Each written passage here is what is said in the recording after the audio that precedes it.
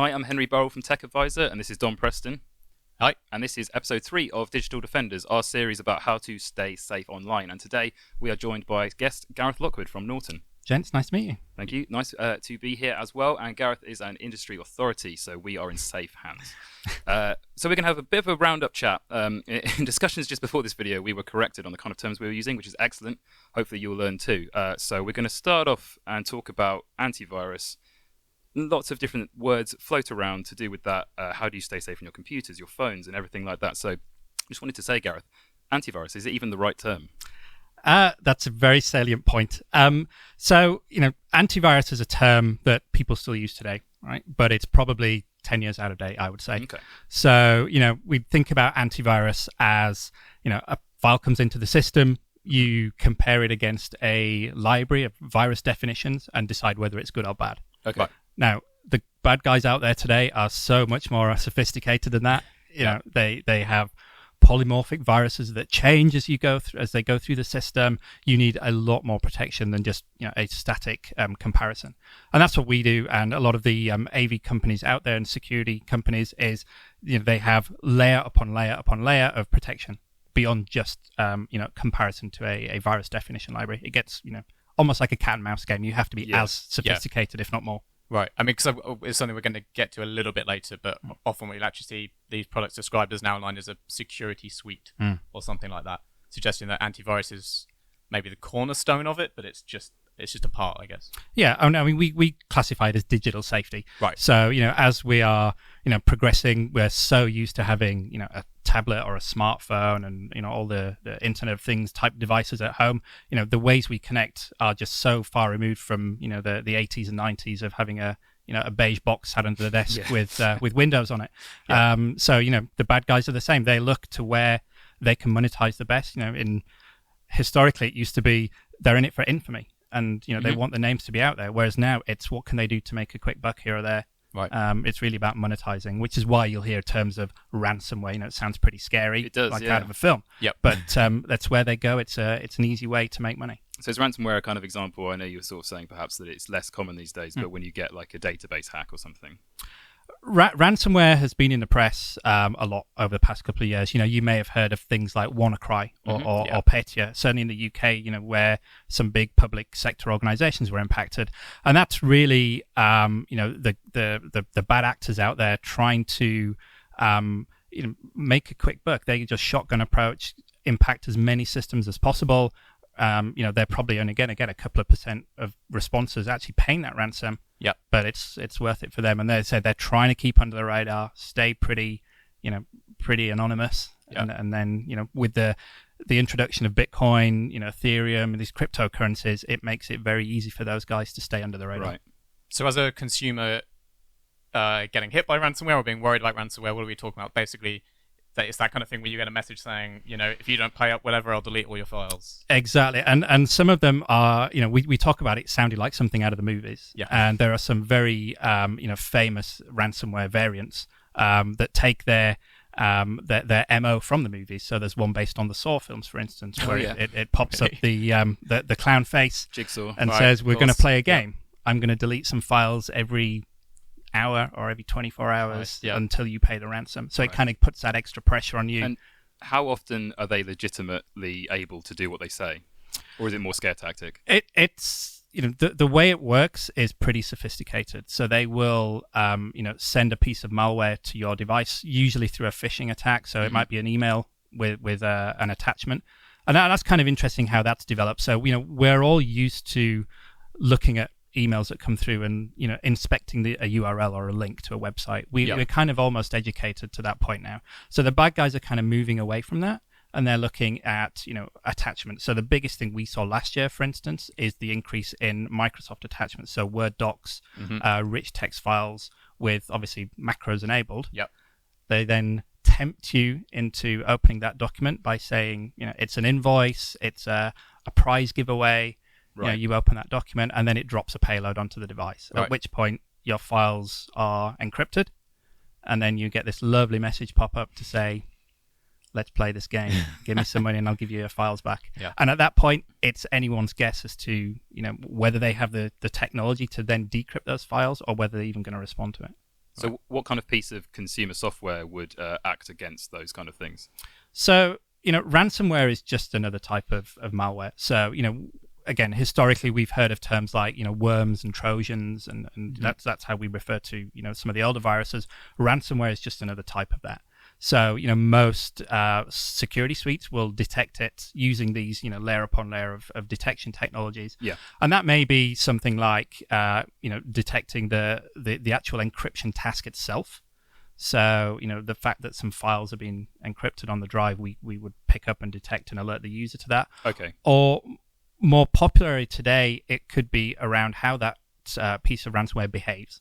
So again, going back to this notion of not having a virus definition library anymore, we look at heuristics and behavior. So how that files, even if we've never seen it before, how does it behave? What type of access does it need to the registry or to the file system? And we'll, with a high level of accuracy, convict it or let it through. So we should pick it up. And then how much is it a case of the user still needing to be fairly aware of these kind of threats? Because would the software strip it from their inbox so they never saw it, or is there still a level of kind of education that they need to in order to be, the software says you might not want to open this, but if they have an email that says your Apple invoice, they still might do it anyway? Exactly, and then obviously at that point, the security suite would stop it through the firewall itself might block it at a network level, or we may look at, say, the reputation of that file. So we look at what domain it's come from.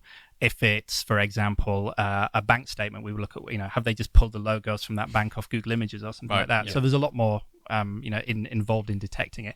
But as always, your kind of digital health is kind of key here. You need to still be aware the bad guys are out there, and just think twice before clicking something, opening a doc, responding to an email. Phishing attacks are huge at the moment. Yeah. We're seeing things like form jacking is probably quite a new term to a lot of people. Okay. So that's where you might be sent a registration for an e-tailer or a holiday or a travel firm, for instance. You'll fill out the form on the website, at which point that's cloned and taken away, and the bad guys have your personal information, credit card details. Right. And if you go on the dark web, these things are traded for very, very little. A couple of credit card numbers with the 3-digit security code will cost you pennies. They're traded for lots. Yeah. So you could buy in bulk, 1,000 credit card numbers on the dark web for, a couple of pounds. It's pretty scary. Bargain. Okay, so before we move on, aside from just educating oneself and being more aware of these kind of things, are there any other sort of standout pointers you'd give to the general public on how to avoid these kind of things, or is it really more that they won't be able to avoid them? I'd say it's kind of just having in the back of your mind, like you would with the physical world, is just taking a little bit of care, looking at what things are coming into your inbox. If it sounds too good to be true, it is. That old mantra is still very relevant. But it's also looking at the other things that are maybe out of your control. So we've heard a lot in the press around data breaches. So a third-party company has some security vulnerability, or they've had an attack and lost the consumer's data, perhaps. You need to then be aware that if you use the same password and email combination to log into your bank as your Gmail, it's not the wisest of things to do. And if it does, get breached out of your control, then it's pretty dangerous. So moving on, Gareth, bit of another catch-all question for you. I'm going to put you on the spot. If we look at software to guard against digital threats, would you say within that security suite there are features that are more important than others, and if not, what would you say are the most important to bear in mind? Good question. I mean, I think most, if not all, of the features are important in some shape or form, and it's really dependent on how you use your device. Okay. If I go and talk to my mum at home, she'll log on to do email. She doesn't really do online banking or online shopping. So there are features that she probably wouldn't need. But, for the majority of us, I said it's way beyond just antivirus and detection. It's security, but it's also privacy. Mm-hmm. So I know obviously the last episode you guys ran, you talked a lot about VPN, and that's now, a crucial pillar for us in protecting your privacy. So as we know, most people now spend more time accessing the internet on a mobile device or a tablet you're often out in a hotel, airport, coffee shop, connecting to some free Dodgy public Wi-Fi. Yeah. Again, the risks there are slightly different to an antivirus type solution where a bad guy may be sat in a car park, may pop up a rogue access point called free hotel Wi-Fi. Makes sense. And then obviously thereafter your data not necessarily impacting your device itself. Right. Yeah. So I've seen stunts like that set up for educational programs and everything. very But easy. it really does actually happen quite often, does it? Someone just sits in a car park with a little Wi-Fi router. It is remarkably easy to do. Mm. You can use it with a Linux distribution and an extra Wi-Fi card. You can spoof the IP addresses and the hardware protocols that the open hotspot uses and make it look exactly the same. So I mean, that is deception in practice. Absolutely. But why would you say that is, apart from everyone's general ignorance, as to why people don't necessarily stop and think before they connect to open Wi-Fi in public?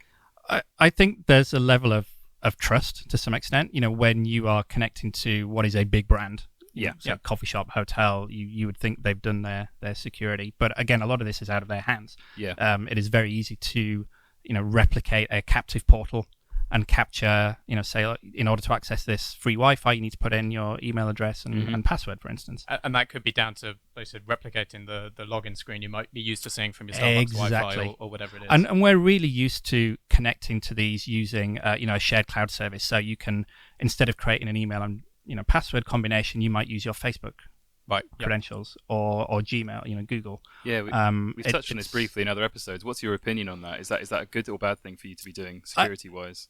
From a if I look at it from a kind of security engineering perspective, Please it's a little bit scary. Okay, and especially with everything that's going on at the moment around privacy concerns, it's opening a lot of opportunities for the bad guys to harvest your Facebook credentials from what is a pretty innocuous portal to access Wi-Fi. And then, as we know, many people use the same password and email combination across all their different cloud services and emails. It's very easy for them to get into your email, reset the passwords. I'm certainly guilty of that in the past, and something I noticed on Apple's recent keynote that they had at their developer conference. Apple is now introducing, not yet, but their own sign-in with Apple, and they claim that they are creating a completely unique randomized email address and password should you request it on the back end. When they do that, is that a good thing to be doing? Oh, absolutely. So anything that adds a layer of protection. So we're probably all familiar with two-factor authentication now. Yes. It happens a lot with with eBay and PayPal and so on and so forth. And I would say wherever there is an opportunity to use it, use it.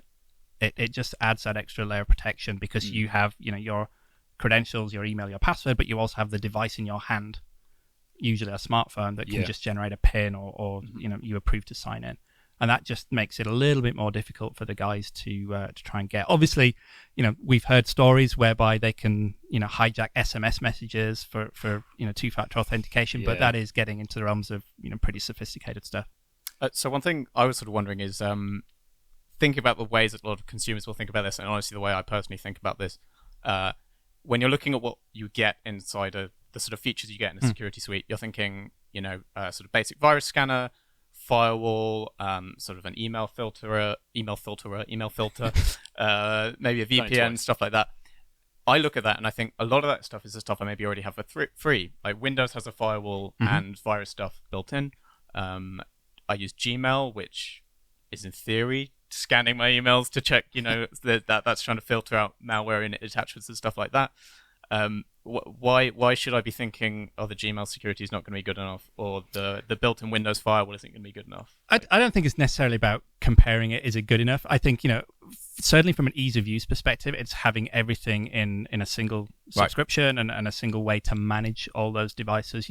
It goes way beyond just, security now. So, I have kids. I want to make sure that they're doing the right things on the web. I want to know where they're going, what they're browsing, what videos they're watching. So an element of, parental controls is important for me as well. That's again just another tool in the box that comes with a security suite. Cloud backup is also another one. You could have a service from Dropbox or OneDrive or whoever. And again, that's just another subscription to have to go and manage. And when we just talked about ransomware and things like that, having your kind of key memories backed up is kind of crucial. But again, being able to manage that through a single subscription is, so to me, very important. Yeah, totally. If you're paying for an entire family to have it, and like you say, the number of devices people are using on a daily basis, maybe it is true to an extent what Dom said about Windows having its own stuff, but at a single device level, it's much harder to manage. Exactly. And when you talk about all these kind of standalone products, again, you need to think about the brand. There are hundreds of VPN providers, for instance, right? Who do you trust? Do you pick the cheapest? What are they? We've heard in the press, right? What do they do with your data? Is it truly anonymous? There are a lot of risks there. So you go with the brand. And having a single solution that delivers everything just takes a little bit of that kind of risk out of it as well. So kind of on that note, from what Don was talking about as well, we ran a survey before this episode to our readers, and some of the interesting findings. Some of the things, they sound a bit insane, but maybe I would agree with it thinking about it and what I actually do rather than my own practices. 43% of respondents told us that they wouldn't pay extra for a firewall or a password manager. And we were wondering if you thought that was right or wrong. With many of these security suites that are out there, there is a firewall component, there is a password manager component, effectively for free anyway. Again, it's down to how you use it. The Windows firewall is adequate for most things. When we talk about comparing firewalls, for instance, we look at intrusion prevention, intrusion detection, the more advanced features of a firewall. So not just looking at inbound traffic, outbound traffic, right. Looking a little bit deeper than that. So again, it depends on your level of wariness or concern for what you're doing. And then, password managers, again, it depends on the level of features you require from that. So, you can get a password manager for free. It's then, do you want that password manager to automatically populate the websites you visit? Do you want that to synchronize across your devices? I have a password manager on my phone. If I'm accessing, let's say Facebook or something from in a public cafe, I also want it to synchronize across to my laptop when I get home. I don't want to have to put the same password combination in and save it. Right. And, when we talk about password managers, the safest and most secure thing to do is have that generate the password for you. Make it super complex. Let it take the kind of heavy lifting out of the security. And of course, you don't want to then have to copy and paste that across to your other devices. So, having a level of synchronization across is, again, another feature that might not necessarily be there in a free product. And it always depends on what else you use. I've been made fun of on this series already for the fact that I'm so deeply embedded in the Google ecosystem that I can happily use the Chrome password manager, which is free, and it syncs across everything because everything I use, Google is there somewhere. Is that a good thing to do? Oh, if you can have something that is tied into, what is a very popular, again, big brand ecosystem. There's a lot of research that goes behind some of these companies. It's probably I'd be more wary of the smaller companies that pop up with a free app. For sure. Certainly without doing some research first anyway. This episode of Digital Defenders is sponsored by Norton. As you've learned, it's about more than antivirus when it comes to digital safety, and the Norton 360 Security Suite is a great place to start. It offers 4 tiers of annual protection from just $29.99, with options that cover up to 10 devices. Rather than make you pick and choose from a confusing list, Norton 360 provides features like cloud backup, password manager, and a secure VPN as part of the asking price. No add-ons and no extra fees. Norton 360 works across PC, Mac, smartphone, and tablet because, yes, even that Apple device you have needs it just as much as that Windows PC does. So visit Norton via the link in the description to check out the plans and immediately improve your digital safety. Okay, so hopefully that's a little bit clearer now about not calling things antivirus and not necessarily trusting free software and the reasons behind paying for a specific digital safety package. So, one of the last things we wanted to talk to Gareth about was the number of devices we all have, and do all of them need, I'm going to say antivirus, even though it's incorrect, and security software, because our survey did find, in particular, this conversation is based around Apple products, and this excellent marketing thing that they have where you don't need it. It's, again, kind of comes back to that education topic, right? The bad guys out there, as we said earlier, are going to where the money is. And we're seeing, an increased attack surface on mobile devices, whether that be Apple or Android. We're even seeing a huge increase in variants of ransomware. We've already talked about targeting a mobile device. Okay. And bear in mind as well, the phone you have in your pocket or the tablet is just, well, actually it's a very powerful computing device, right? So when we talk around, cryptocurrency mining, that's been pretty big over the past couple of years even, although it's made a bit of a resurgence in the last 12 months. That device has a lot of compute power that someone could use to mine Bitcoin Right. Or another cryptocurrency without you knowing. So it's not necessarily malicious. It's not, You may not even realize it's advice. happening. You may not even realize it's happening. You might just be visiting a website that has a script running on it, but it uses your device's resources to then mine, monetize for someone else. So that's kind of one thing to bear in mind. But of course, we talk about the Windows PC a lot, which is obviously probably 90% of most viruses targeted at the Windows PC. But there are growing numbers of bits of malware, ransomware, all these other bits of greyware, let's call it, targeted at the mobile devices. So you need to still be very careful with, your Apple and Google devices, especially if you're jailbroken or rooted. Right. Yeah. You're kind of losing that, vendor provided levels of security. Making sure that when you see that little notification to say there's a new OS update, install it, because it's likely to be a security patch in there somewhere. Yeah, I mean that's also an interesting brief tangent on looking at Android phones. It's not so much of an issue on iOS, but different Android phone manufacturers deliver the security updates at different rates, and are depending on how up to date they are with their own updates and with Google's OS updates. So that's also something to consider when you're buying a phone. Is does that brand have a reputation for delivering the security patches really quickly? That's a good point, actually, because it's something that, because we review a lot of Android phones and we're sort of classed as nerds. So when I talk to my friends about, you've got a little icon in the top corner there, you should be updating your software. It's like, oh no, I don't want it to change, because a lot of people have that thing about, mainly iPhone users, when they update an iOS thing and it changes, like when people moan when the Facebook layout changes and they don't want something to change. But I was very surprised about how many of my friends are just like, I never do the security updates. What's the point? But in fact, they're for a very important reason. Definitely should.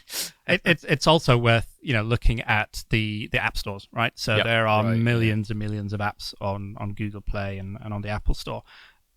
There are a lot of those are what I would class as greyware. So you'd think, let's say a Torch app, for instance, very basic. You press a button, it lights up the LED. But if you look at the permissions that a lot of these apps ask for, it's contacts, Wi-Fi hotspots, access to your photo reel. Way far advanced from what they actually demand. So that's another thing to bear in mind. While it might not necessarily be security, privacy is a big part of this. So where is that data going? What are they doing with it? Am I going to get fed ads if it's a free product? Are they going to harvest my data for some, marketing campaigns? And that's where, a lot of the mobile products, while they might not necessarily seem security, so there's no, necessarily antivirus scanning as such, we need to think about the other concepts. So privacy, anonymity, you're out and about. VPN is a core component for a mobile device, right? So it goes, right into this, having a multi-device suite that covers all these devices. If you've got entitlement, then use it. Yeah. And when we're talking about permissions as well on both mobile platforms, is there software that actively sort of maybe informs the user that you might not want to allow that permission for that particular app? Because at the moment, I mean, as we were talking about different Android phones, Google's own software makes it quite easy to go in granularly and take out the permissions, but some phones make it quite difficult. Yeah, I mean, so we have a product, for instance, as part of the security suite called App Advisor. So, a lot of companies have these overlays that when you access a store, it will pop up and do a little bit of analysis before the app is installed on the device. Obviously, if it's a malicious app, by the time it's hit the device, it's probably too late. Yeah, exactly. Right. So, we, for instance, would look at that listing on the App Store, scan it, look at the privacy settings, battery drain, all the kind of, the telltale signs of it being grey, where it might not be necessarily malicious, but you'd certainly need to be aware. And again, it's just informing the user, letting them make the choice. So we're not going to block an app per se, but we'll make the user have enough information to say, actually, I might not want to download that. The risks far outweigh the benefit of lighting up the torch. Yeah, totally. And just going back, I guess, to that core sort of Apple question, because, from our survey, what we found, one of the recurring themes looking through people's answers was a lot of people, when asked if they don't use a security suite, sort of why is it that they don't, or what would persuade them to? And lots of people basically answered on the lines of, I don't use it because I use an iPhone, or I don't use it because I use a Mac, or I would use it if Macs became vulnerable, as if they're not already. I mean, we've already seen at the moment, just recently, Apple's had to pull some bundled-in software because it was a security threat. And on the Tech Advisor YouTube channel, we've got a video on, I think it's something like, does my iPhone have a virus, or how to tell if your iPhone has a virus. And I can tell you from reading the comments on that video every day, lots of people own iPhones and have viruses on those iPhones. If you own an iPhone, you could have a virus. Absolutely, and it's it's an interesting topic. How many people assume a MacBook or an iPhone is completely bulletproof? We still do things on those devices that would put us at risk. Phishing emails. Although it's on it's on a smaller screen, it's actually a lot more difficult to look at a URL. A lot of these mobile devices will automatically shorten and make a URL a little bit more friendly to click on. Whereas on a PC, you may be used to, hovering the mouse over it, seeing really is there a spelling mistake or a typo in there? Is it, am I seeing the symptoms, the warning signs of it being a phishing attempt? Very difficult on a 5 or 6 inch screen to do that. So the risks are absolutely still there. And we see through a lot of our telemetry, there are targeted attacks on Macs. There was a ransomware variant called KeyRanger last year or the year before, specifically targeted at the Mac operating system. So no device is completely invulnerable. Yeah, and in fact, also just another note to the one survey commenter who also said that they feel safe because they run Linux.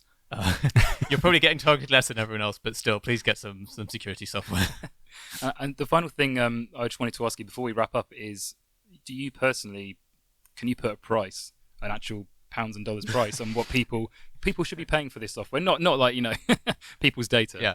But is there like because people, again, our survey showed that people just don't want to pay for it. It's one of those things where you need to really get a grasp of the value you're getting out of one of these products. So I kind of think of it as like many other products, if I'm paying the price of a cup of coffee a week or something, or even a cup of coffee a day, right, that's kind of worth it in the grand scheme of things.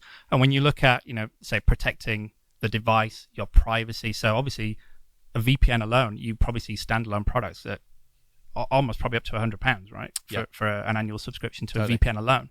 So paying 40, 50, 60, 70 for a complete suite actually offers pretty good value for money. And they often go across multiple devices for an entire family. Exactly. You can get protection for now for 10 or 20 devices, all with parental controls, with data backup, all the stuff we just talked about. For what is when you compare it to a daily cost, it's actually pretty low. So those are the takeaways, everyone. It's not called antivirus. It's called digital safety, because it's a big catch-all about what you should be protecting with all your devices. And I'm afraid you're going to have to pay for it. Sorry. This MacBook probably needs some software on it now, doesn't it? Gareth, thank you very much for being here. A pleasure. Yeah, Love to be here. Thanks for watching, everyone. And this has been the 3rd episode of Digital Defenders. See you next time. Cheers. Bye.